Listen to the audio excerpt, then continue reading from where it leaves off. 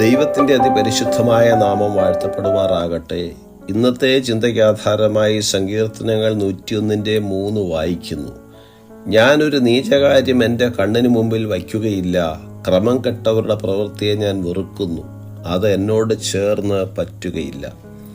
ക്രിസ്തുയേശുവിൽ ഏവർക്കും സ്നേഹവന്ദനം. സങ്കീർത്തനക്കാരനായ ദാവീദിൻ്റെ നിഷ്കളങ്കതയും വിശുദ്ധിയോടുള്ള തൻ്റെ പ്രതിബദ്ധതയെക്കുറിച്ചും ഇവിടെ സംസാരിച്ചിരിക്കുന്നു.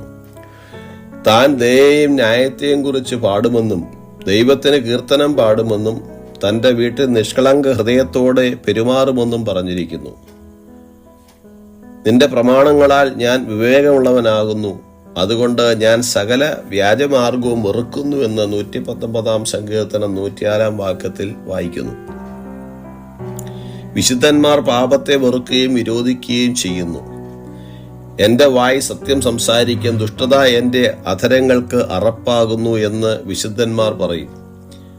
വിശുദ്ധി ക്രിസ്തീയ ജീവിതത്തിൻ്റെ പ്രധാനമായ ഘടകമായതിനാൽ എല്ലാ ദൈവമക്കൾക്കും വിശുദ്ധിയോടുള്ള പ്രതിബദ്ധത ഉണ്ടായിരിക്കേണ്ടത് അത്യന്താപേക്ഷിതമാണ്. ദൈവവുമായുള്ള കൂട്ടായ്മയ്ക്ക് നാം വിശുദ്ധിയിലും സത്യത്തിലും നടക്കണം.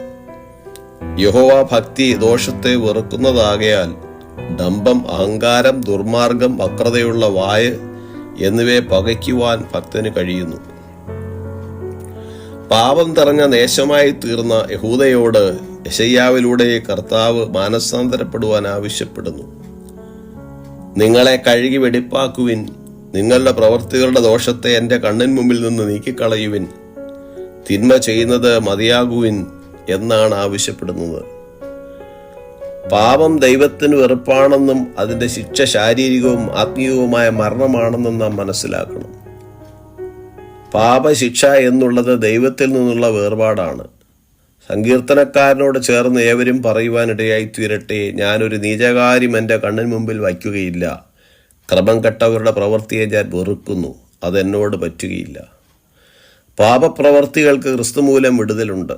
1 പത്രോസ് 2:24 നാം പാപം സംബന്ധിച്ച് മരിച്ചു നീതിക്ക് ജീവിക്കേണ്ടതിന് അവൻ തൻ്റെ ശരീരത്തിൽ നമ്മുടെ പാപങ്ങളെ ചുമന്നുകൊണ്ട് ക്രൂശിന്മേൽ കയറിയെന്ന് യേശുവിനെ കുറിച്ച് പറഞ്ഞിരിക്കുന്നു.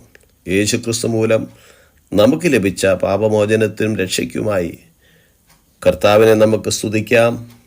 ഈ വചനങ്ങളാൽ ദൈവം നമ്മേവരെയും അനുഗ്രഹിക്കുമാറാകട്ടെ. God bless us all.